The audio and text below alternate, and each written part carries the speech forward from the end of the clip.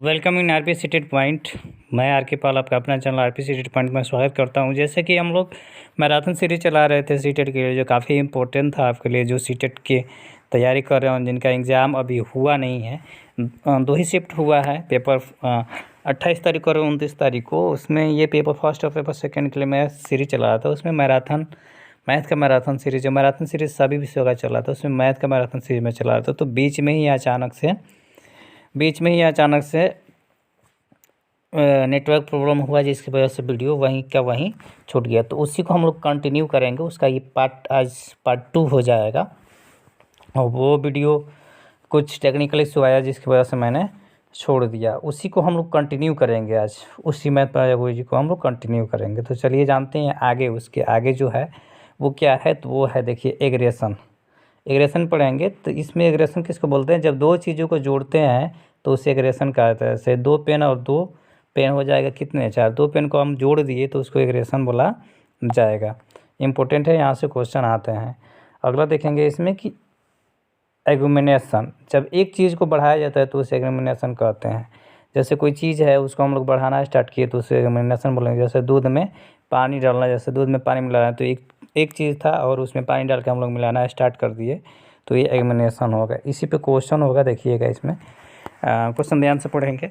लिखा है कि कक्षा 2 के शिक्षक ने योग के निम्नलिखित शाब्दिक प्रश्नों को विद्यार्थियों को हल करने हेतु दिया। एक कटोरी में 5 सेब है, उसमें 7 सेब और डाल दिए गए। अब टोकरी में कितने सेब? इस प्रकार का शाब्दिक प्रश्न निम्नलिखित में से किस मॉडल श्रेणी से संबंधित है? इसमें बताना। देखिए, आप ही बताया यहाँ पे कि किसी भी चीज़ को बढ़ाएंगे तो वो एग्यूमेशन होगा, और जब किसी चीज़ में जोड़ेंगे तो वो क्या होगा?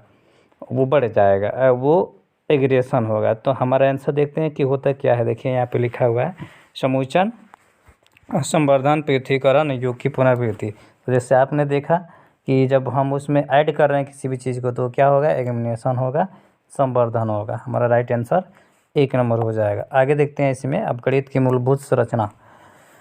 ये देखिए, गणित की मूलभूत संरचना जो होती है मुख्य रूप से आपकी 3 तरीके की होती है मैथ में देखा जाए तो। पहला होता है एल्जेब्रिक स्ट्रक्चर, दूसरा होता है बेसिक एल्जेब्रिक में क्या होगा?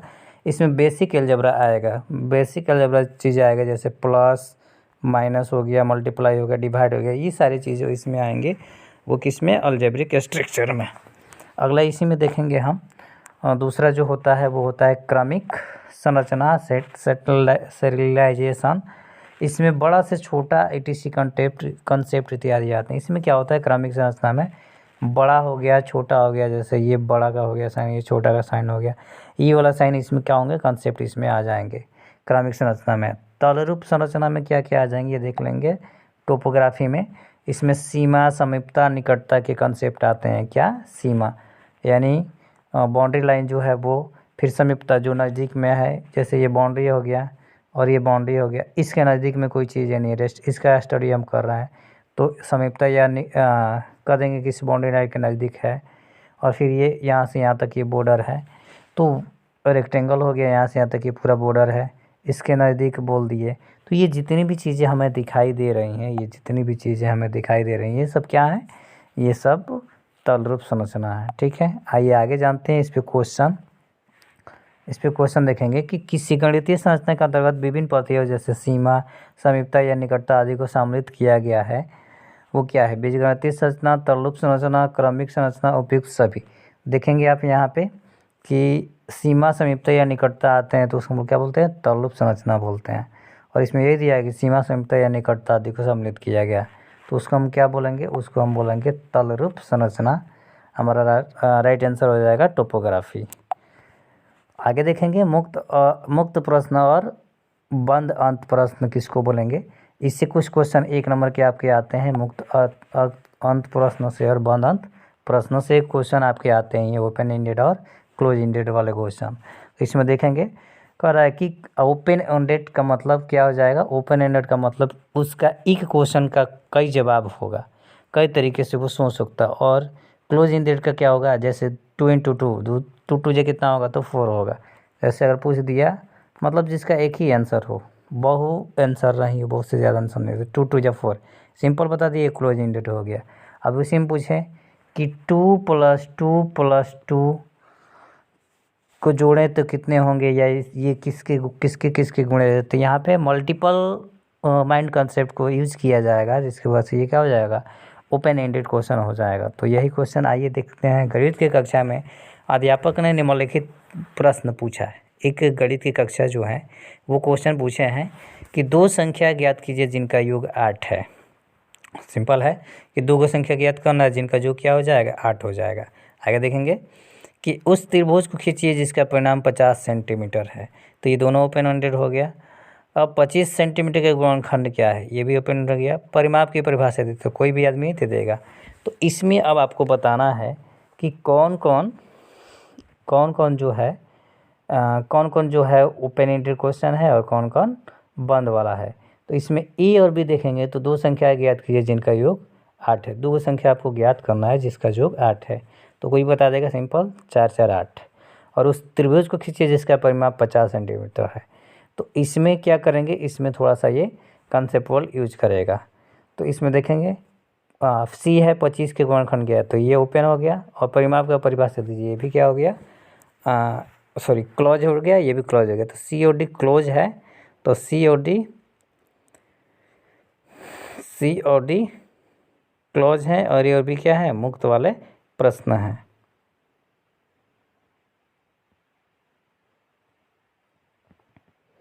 तो हमारा राइट आंसर क्या हो जाएगा,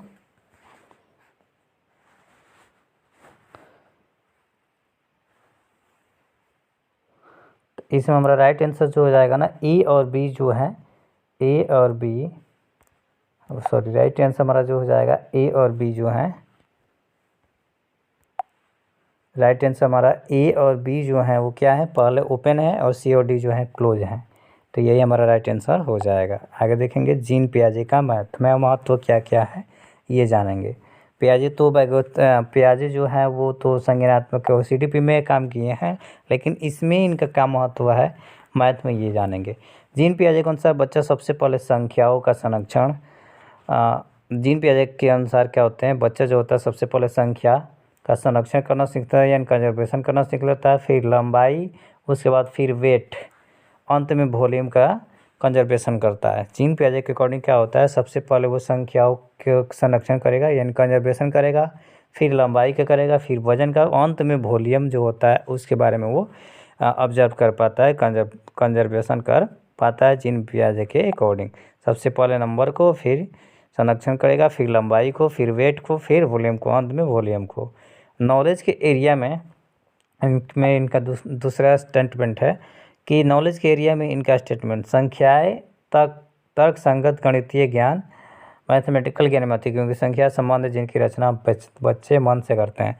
इन्होंने बताया था कि ये गणित जो सीखते हैं, संख्या जो सीखते हैं वो तर्क संगत है, यानी रीजनिंग है, लॉजिकल है।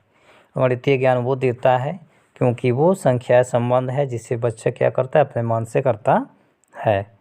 अगला पॉइंट इन्होंने बताया था कि, और इन्होंने कहा था कि संख्या बच्चे द्वारा वस्तुओं के बीच बनाए गए दो प्रकार का, संख्या जो है बच्चे द्वारा बनाए गए वस्तुओं के दो प्रकार के संबंधों का संश्लेषण है। ये बताते हैं कि संख्या जो है ना, बच्चे जो बनाए हैं उनके दो प्रकार के संबंधों के बीच का क्या है, वो संश्लेषण है। तो इन्होंने बताया। तो अब आगे देखते हैं, इस पर क्वेश्चन देख लेते हैं। जीन पियाजे द्वारा दिए गए ज्ञान क्षेत्रों में निम्नलिखित कथनों में से कौन सा कथन सही है। संख्याएं भौतिक ज्ञान में आती है क्योंकि बच्चे संख्याओं के वस्तुओं की गणना से संबंधित करके सीखते हैं। संख्याएं सामाजिक परंपरागत ज्ञान में आती है क्योंकि बच्चे इन्हें वास्तविक दुनिया के अनुभव से सीखते हैं। संख्याएं तर्क संगत गणितीय ज्ञान आती है क्योंकि संख्या वे संबंध है जिनकी रचना बच्चे मन में करते हैं। तो अभी हम लोगों ने पढ़ा, ये तीसरा हमारा राइट आंसर हो जाएगा। ठीक है, जीन पियाजे के अकॉर्डिंग। अगला देखेंगे जिल्टन दिस जो थे ये क्या थे, तो जिल्टन दिस थे ये मैथ के क्या थे, ये मैथ के जिल्टन दिस इनका नाम था, यही इनका फिगर था। देखिए ये मैथ्स में खेल कहानी जोड़ तोड़ के माध्यम से सीखने पर जोड़ देते हैं। ये क्या बताए थे कि मैथ जो है ना, खेल और कहानी में जोड़ तोड़ के माध्यम से सीखा जाता है। और ये मानते हैं कि बच्चे कम उम्र में अधिक जटिल गणित सीख सकते हैं। और इनका मानना था कि बच्चे कम उम्र में अधिक से अधिक गणितों को क्या कर सकते हैं, वो सीख सकते हैं। और के अकॉर्डिंग इन्होंने बताया था कि सीखने के 4 प्रमुख सिद्धांत इन्होंने बताया था। कौन कौन नियम बताया था ये जानते हैं। सबसे पहले इन्होंने बताया था गतिक, सबसे पहले बताया था गतिक नियम, डायनेमिक प्रिंसिपल। गतिक मतलब बच्चा मोशन में आके ये कर सकता है। उसके बाद से बोधात्मक परिवर्तनशीलता बताए थे, फिर गणित परिवर्तनशीलता, फिर रचनात्मक नियम। इतने सारे चीज़ ये बताए थे। आगे इसमें क्वेश्चन देखते हैं कि निम्नलिखित में से दिन कौन सा दिन का सिद्धांत का नियम नहीं है। रचनात्मक, गतिक, उत्क्रमणीयता, प्रतिक्रिया, गणितीय परिवर्तनशीलता नियम। तो अभी आप देखें इनका 4 नियम आप अभी देखे होंगे। एक रचनात्मक है, गणित परिवर्तनशीलता है, बोधात्मक परिवर्तनशीलता और गतिक नियम है। तो कौन इसमें नहीं है, तो आप देखेंगे कि प्रतिवर्ती जो है, ये प्रतिवर्ती जो है यही नहीं है, बाकी ये तो होता ही, ये होता ही और ये होता ही है। तो हमारा right answer third right answer हो जाएगा। अब देखिए जॉर्ज फोलियर, ये यहाँ काफ़ी इंपॉर्टेंट है, यहाँ से बहुत क्वेश्चन पूछे जा रहे हैं और काफ़ी क्वेश्चन दिए भी जा रहे हैं। यहाँ से समस्या समाधान पे जॉर्ज फोलियर जो है, जॉर्ज फोलियर जो है, इनसे क्वेश्चन आ रहा है सीटेट में। ये दोनों शिफ्ट में क्वेश्चन दिया है, दोनों 28 दिसंबर को और 29 दिसंबर को इससे क्वेश्चन दिया हुआ है। तो आइए जान लेते हैं क्या है। इनसे 3 से 4 प्रश्न आ रहे हैं जॉर्ज फोलियर से, ठीक है। तो आपका 1 से 2 नंबर तो ये रखा हुआ है थ्योरी पे। मैं वही चीज़ें पढ़ा रहा हूँ ना जो आपके एग्ज़ाम में आता है और काफ़ी इंपॉर्टेंट पॉइंट है, उसी को मैं लेके पॉइंट और क्वेश्चन वाइज मैं इसको करा रहा हूँ। बस इतना देख लेंगे तो आपका मैथ पेडागोजी जो है ना, चाहे वो पेपर 2 हो या पेपर फर्स्ट हो, मैथ पेडागोजी आपको 12 से 13 नंबर आसानी से कर पाएंगे, इतना ही से एक मैराथन क्लास से ही। बाकी मैं इसका कुछ क्वेश्चन प्रैक्टिस करवा दूँगा। तो आइए जानते हैं आगे। जॉर्ज फोलियर जो थे, इन्होंने समस्या समाधान के 4 स्टेप बताए थे। 4 स्टेप क्या क्या बताए थे। सबसे पहला बताए थे कि हमको समस्या को समझना ज़रूरी है, ठीक है। यू अंडरस्टैंडिंग द प्रॉब्लम, सबसे पहला ज़रूरी काम है कि प्रॉब्लम को समझा जाए। दूसरा है प्लान बनाना, दूसरा क्या है प्लानिंग करना। तो इसको हम ऐसे कर सकते हैं याद, यूपी आगे बताते हैं, यूपीआई आगे बता देते हैं आपको। और तीसरा काम क्या है, योजना का संचालन करना। जब प्लान बन गया, प्लानिंग कर लिए, तो उसका संचालन करना। चौथा जो है पुनः जांचना, लुक बैक पुनः जांचना स्टार्ट करेंगे। तो इसको आप इस तरीके से भी याद कर सकते हैं। कैसे, एक ट्री के माध्यम से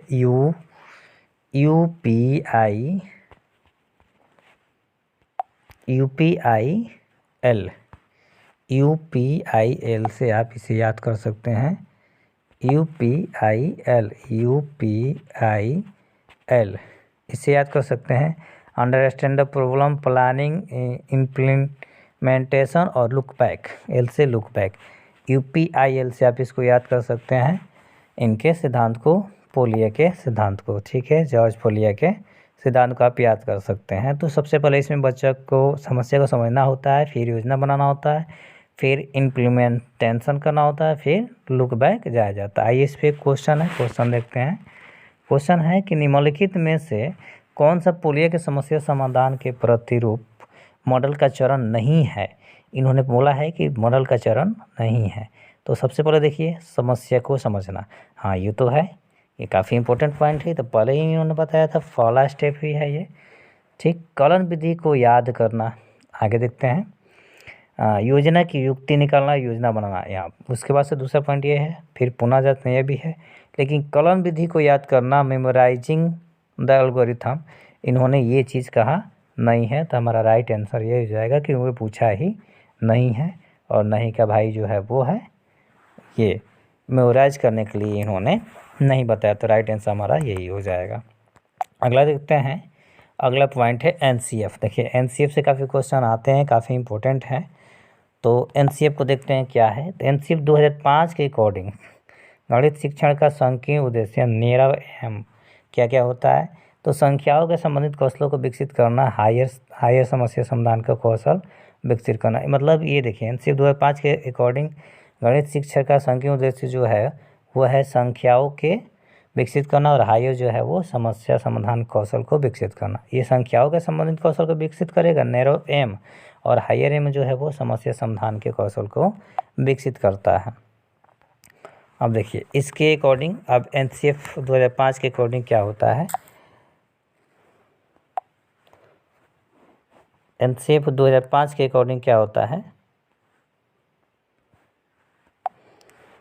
प्राइमरी स्कूल में क्या कहता है, चौपड़ का उपयोग करते हैं जिसे अनुमान लगाना कहते हैं। फिर समिति टीसी गणित पाठ्यक्रम का भाग है। एनसीएफ में देखेंगे प्राइमरी स्कूल में तो चौपड़ और समिति जो है वो गणित पाठ्यक्रम का एक भाग होता है।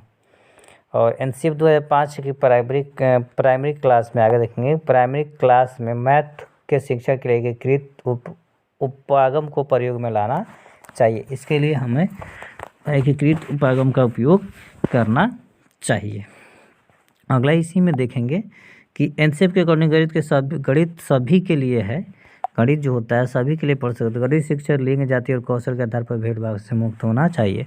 गणित का शिक्षा जैसे होता है ना, गणित का जैसे पढ़ाई होता है, कौशल होता है, वो भेदभाव पर नहीं होना चाहिए, आधारित नहीं होना चाहिए, उससे वो मुक्त होना चाहिए बिल्कुल, तभी जाके वो गणित सीख पाएंगे।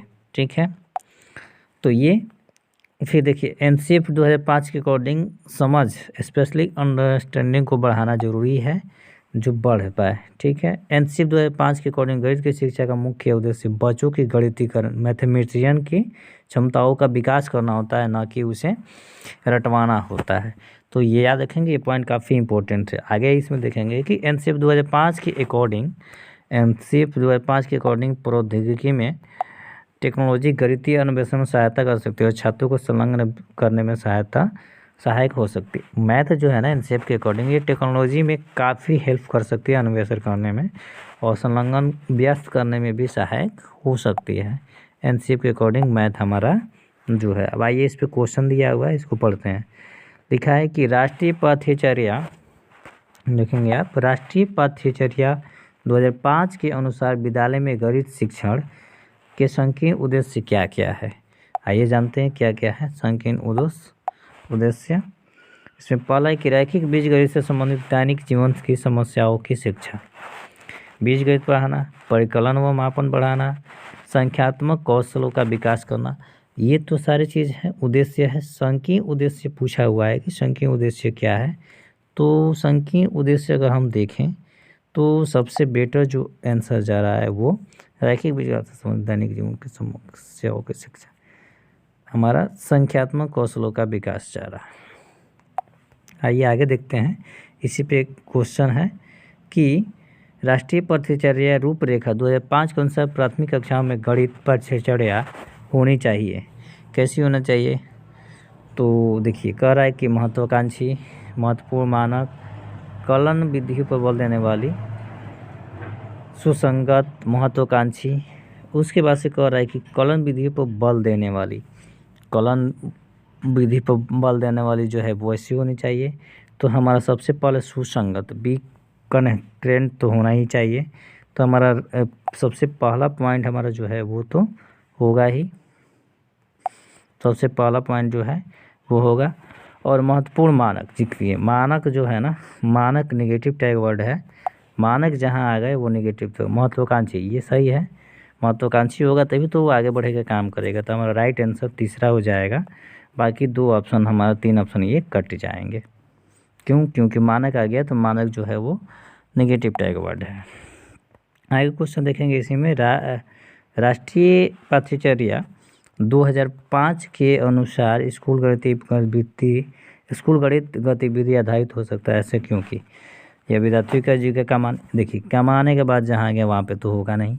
समस्याओं को हल करने सुलझाने के लिए प्रोत्साहित करता है, गणित में अमूर्त संकल्पनाओं को समझने के लिए अमूर्त अनुभव उपलब्ध कराता है। और ये कंक्रीट तो है, ठीक है, पॉजिटिव है। लेकिन आगे देखते हैं,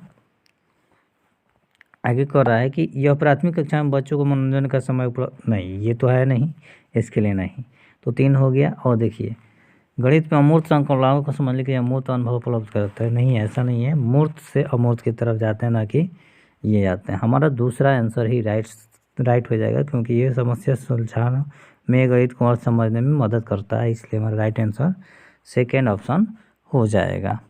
आगे देखेंगे इसी में क्वेश्चन नंबर 22। अब क्वेश्चन ही होंगे, पॉइंट नहीं होंगे।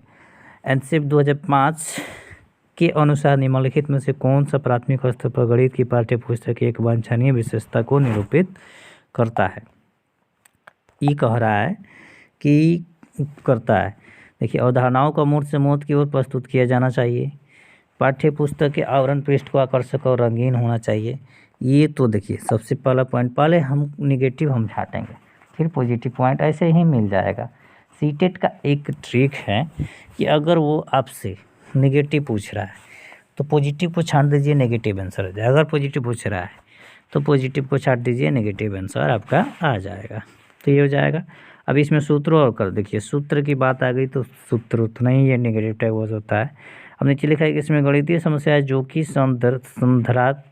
संदर्भात्मक और बच्चों के जीवन के अनुभव से संबंधित हो, उनको प्रस्तुत करना चाहिए और अवधारणाओं को मूर्त से मूर्त की ओर प्रस्तुत किया जाना चाहिए। तो देखिए, और इसमें कह रहा है कि mathematical problem that are conceptual and related to life experience of children. हाँ, ये बच्चों के लाइफ से, जहाँ बच्चा आ गया, जहाँ बच्चा एक्टिव है, उसको राइट आंसर माना जाता है। तो हमारा राइट आंसर 4 हो जाएगा क्योंकि बच्चा यहाँ पे ज़्यादा एक्टिव है। अगला क्वेश्चन इसी में देखेंगे, क्वेश्चन नंबर 23 कि राष्ट्रीय पाठ्यचर्या रूपरेखा 2005 के अनुसार निम्न में से कौन सी प्रक्रिया बच्चे के चिंतन के गणितीकरण के सूचक है। इसमें दिया है कि गणितीय संप्रेषण केवल सूत्र के द्वारा करना। ये देखिए, केवल आ गया, नेगेटिव टैग होना नहीं। प्रश्नों को हल करने के लिए मानक क्रियाविधि का उपयोग और उत्तरों की जांच खोजी, उत्तर कुछ देखिए, मानक आ गया, ये भी नेगेटिव टैग वर्ड है। आगे देखेंगे इसमें कि आसपास के भिन्न वस्तुओं का भार अनुमान लगाना और उत्तरों के सपाती उत्तर शिक्षकों के साथ विचार विमर्श करना और शिक्षक द्वारा दिए गए सुनिश्चित निर्देशों के अनुसार योग पर क्रियाकलाप करना। तो जब सुनिश्चित हो ही जाएगा तो वो एक्टिव कहाँ है बच्चा, और इसमें तो कुंज उत्तर कुंज ढूंढने के लिए होता नहीं है। तो हमारा राइट आंसर जो होगा वो थर्ड आंसर हो जाएगा। अगला क्वेश्चन देखेंगे 24, इसी का क्वेश्चन देखेंगे। क्वेश्चन ही है, अब काफ़ी इंपॉर्टेंट है कि राष्ट्रीय पाठ्यचर्या रूपरेखा 2005 के अनुसार निम्नलिखित में से कौन सा गणित शिक्षण का उद्देश्य प्राथमिक कक्षाओं के लिए न्यूनतम उपयुक्त है। मतलब प्राथमिक कक्षाओं बोला यानी प्राइमरी में दिक् स्थान संबंधित समझ में वृद्धि करना, गणित के प्रति रुचि को पोषित करना, वास्तविक जीवन के अनुभवों को जोड़ना और बीजीय चिंतन की कुशलता को विकसित करना। इसमें कह क्या रहा है कि कौन सा न्यूनतम है, न्यूनतम कौन है। तो न्यूनतम हमारा जो है चौथा आंसर हो जाएगा, बीजीय चिंतन की कुशलता को विकसित करना न्यूनतम हो जाता है ये। आगे क्वेश्चन देखेंगे 25 कि राष्ट्रीय पाठ्यचर्या 2005 रूपरेखा के अनुसार निम्नलिखित में से कौन से विषय प्राथमिक विद्यालयों में गणित पाठ्यक्रम का भाग नहीं है। इसमें पूछा है कि गणित पाठ्यक्रम का भाग नहीं है, कौन नहीं है। तो देखिए, चॉपर तो होगा, ठीक है, चॉपर हो सकता है, चॉपर तो होगा ही, समिति भी होगा, किसी चीज़ को वो इंटेगर देखिए, इंटेगर भी आ सकता है लेकिन वो अनुमान नहीं लगा सकता, सॉरी अनुमान लगाएगा लेकिन इंटेगर इसमें नहीं पढ़ना है, तो यही नहीं होगा। ऐसे इस टाइप के क्वेश्चन एक ज़रूर आते ही हैं, 3 सही देंगे 1 गलत देंगे, तो ये क्वेश्चन आते ही हैं, तो याद रखेंगे आप इसे। अगला क्वेश्चन हमारा जो है 26 कह रहा है कि 26 कह रहा है कि राष्ट्रीय पाठ्यचर्या की रूपरेखा 2005 में यह उल्लेख किया गया है कि गणित शिक्षण महत्वाकांक्षी, सुसंगत और महत्वपूर्ण होना चाहिए।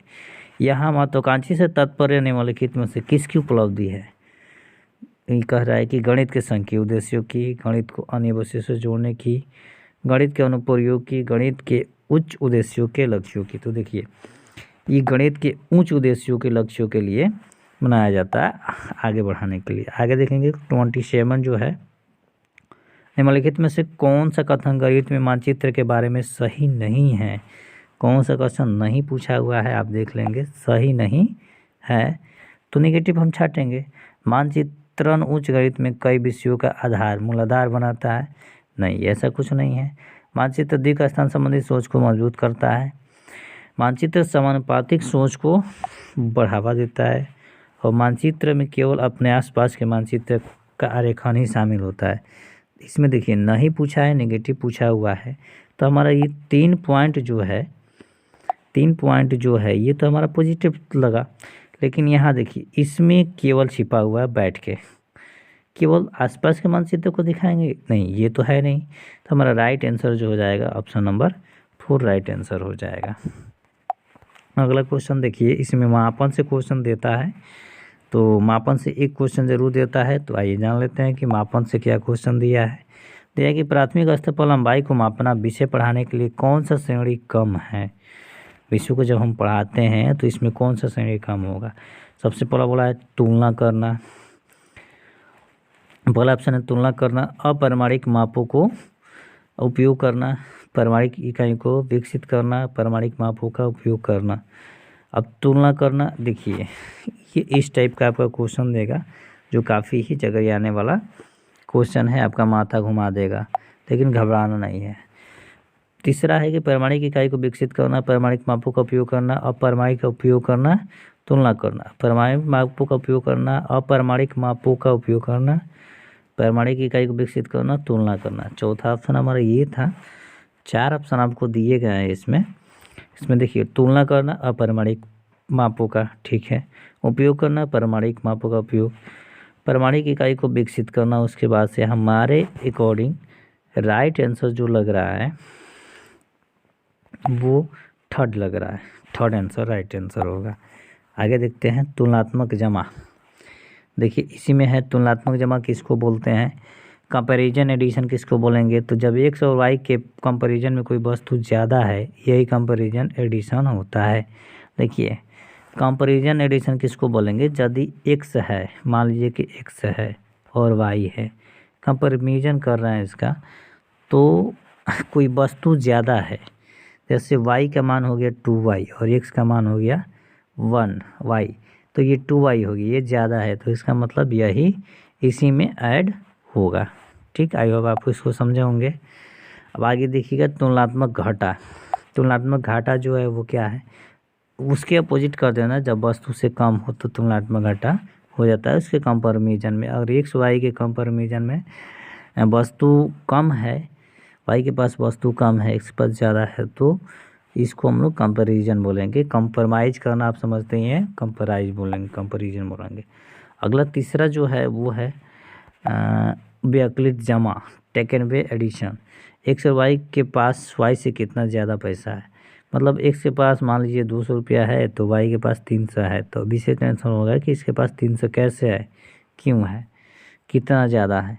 तो ज़्यादा आप देख रहे हैं कितना का ज़्यादा है, 100 का ज़्यादा है, तो ये व्यक्लित जमा होता है। अगला व्यक्लित घटा समझ लिए, उल्टा था। क्वेश्चन इसी पे है, क्वेश्चन नंबर 29 क्वेश्चन है कि निम्नलिखित में से शाब्दिक समस्या के प्रकार को पहचानिए। मेरे पास 6 पेंसिल है, मनीष के पास मेरे से 2 अधिक पेंसिल है, मनीष के पास कितनी पेंसिल है, तो ये कौन सा हो जाएगा। तो ये देखिए ये जो कर रही है वो क्या कर रही है, मेरे पास 6 पेंसिल है, मनीष के पास मेरे से 2 अधिक है, तो अपना क्या कर रही है, वो तुलना कर रही है, अपना क्या कर रही है, तुलनात्मक जमा को दिखा रही है। सॉरी तुलनात्मक नहीं होगा, ये व्यक्लित जमा को दिखा रही है।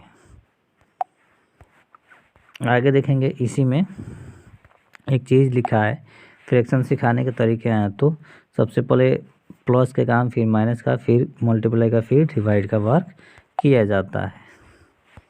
जिस तरीके से इन्होंने किया है, 3 1 3 या 1 4 4/3 हो जाएगा, तो इन्होंने कर लिया, यानी इन्होंने सीख लिया।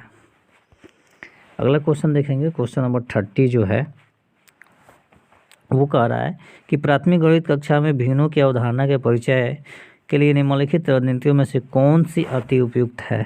विद्यार्थियों के समक्ष जाना, कौन सी उपयुक्त है, ये पूछा है कि विद्यार्थियों के समक्ष भिन्नों पर इबारती सवाल शब्द समस्या रखना। दूसरा है कि 1/2 और 1/4 को निरूपित करने के लिए चित्रों के चार्ट के दिखाना, ये इसमें तो बच्चा ज़्यादा एक्टिव नहीं होगा। संख्या रेखा पे निश्चित बिंदु इसमें भी नहीं होगा। कागज मोड़ने को लेकर समिति आकार की पट्टियों को बनाना, देखिए का, और वृत्ताकार कटआउट के साथ बाहर निकालना सबसे ज़्यादा एक्टिव हो। फर्स्ट और थर्ड में है तो सबसे ज़्यादा एक्टिव जो है वो 4 कागज मोड़ने के क्रियाकलाप को कर रहा है, फिर समिति निकाल रहा है, तो ये आंसर राइट होगा, चौथा ये उपयुक्त। आगे देखेंगे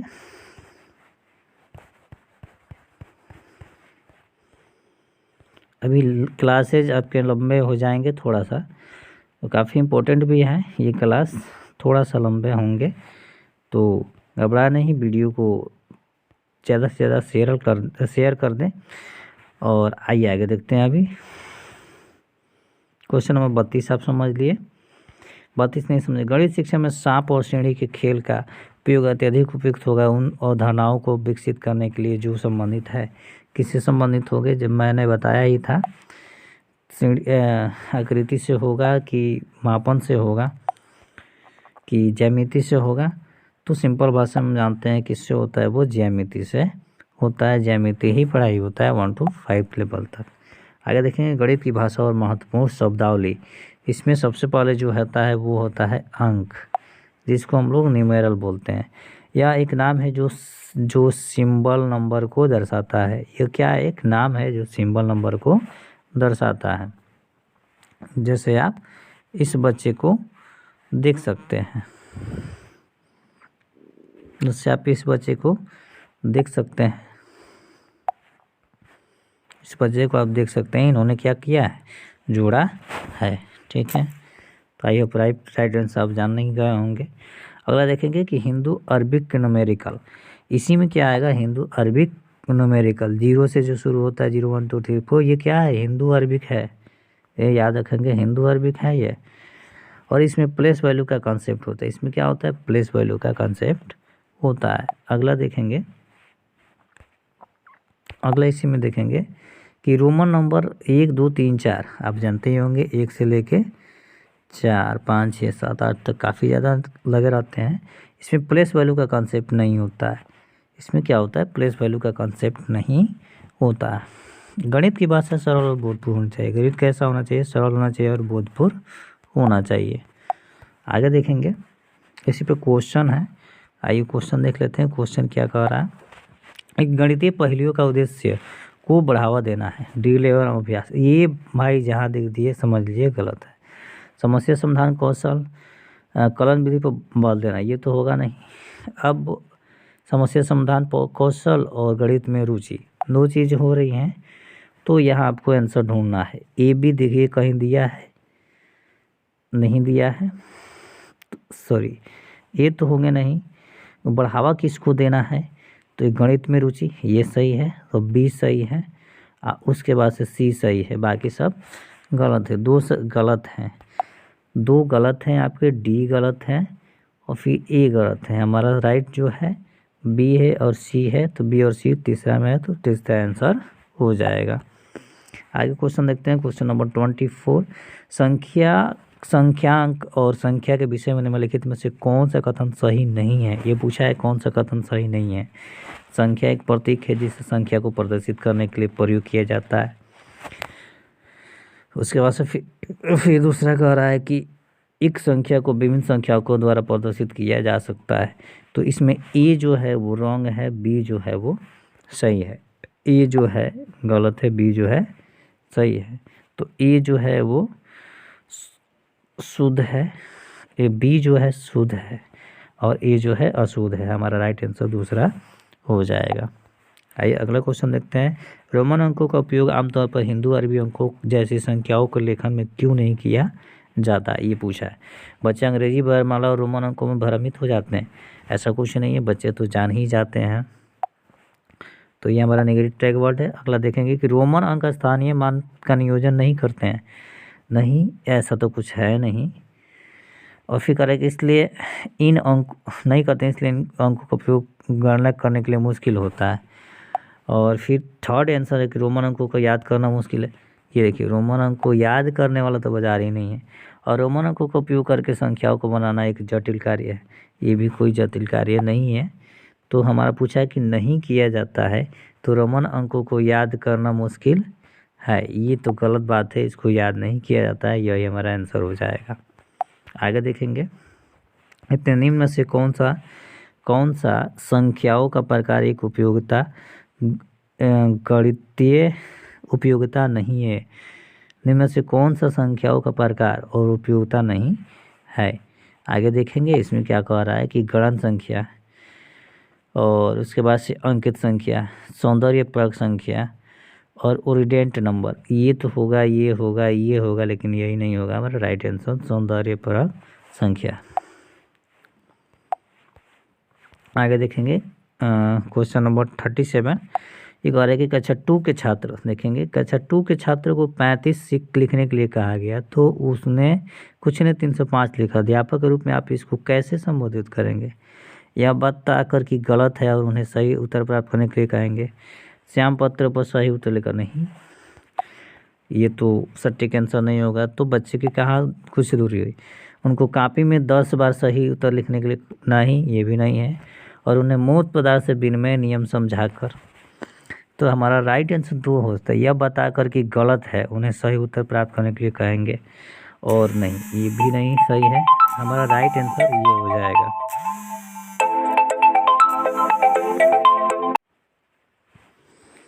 तो हमारा राइट आंसर जो हो जाएगा ये हो जाएगा। कौन सा राइट आंसर हो जाएगा? उन्हें मूर्त पदार्थ से विनिमय नियम समझाकर बताएंगे। आगे देखेंगे क्वेश्चन नंबर 38 जो है वो क्या है? 38 दो पूर्ण संख्याओं को देखेंगे आप। क्वेश्चन नंबर 38 है कि दो पूर्ण संख्याओं का योग एक पूर्णांक पूर्ण संख्या है। पूर्ण संख्याओं का यह गुणधर्म कहलाता है जब वो दो पूर्ण संख्या है, मान लीजिए कि 0 हो गया प्लस 0 हो गया, और का योग एक पूर्णांक पूर्ण संख्या है। पूर्ण संख्याओं का यह गुणधर्म क्या कहलाता है? क्रम विनिमय गुणधर्म, साहचर्य गुणधर्म, वितरण गुणधर्म, संबरा गुणधर्म। तो ये हमारा जो कहलाएगा वो क्रम विनिमय गुणधर्म कहलाएगा। आगे देखेंगे कि सिमुलेशन सॉफ्टवेयर का उपयोग करते हुए निम्नलिखित में से क्या सबसे अच्छी तरह सिखाया जा सकता है? एक तरह का सॉफ्टवेयर है सिमुलेशन सॉफ्टवेयर जो है। विभिन्न संख्याओं का स्थानीय मान और अंकित मान ज्ञात करना, अलग विमाओं की आयतों की लंबाई, विभिन्न वस्तुओं का वजन की तुलना करना, दर्शाना की श्रृंखला में, देखिए ये विभिन्न संख्याओं के स्थानीय मान और अंकित मान ज्ञात करने के लिए इसका उपयोग किया जाता है। 1 मिनट, नहीं, रुकिए, ये है हमारा राइट आंसर जो होगा वो दर्शाना की किसी भी श्रृंखला में तीसरी, ये वाला आंसर राइट हो जाएगा। ये एक सॉफ्टवेयर होता है जिसके माध्यम से ऐसा किया जाता है, मैंने बताया भी है।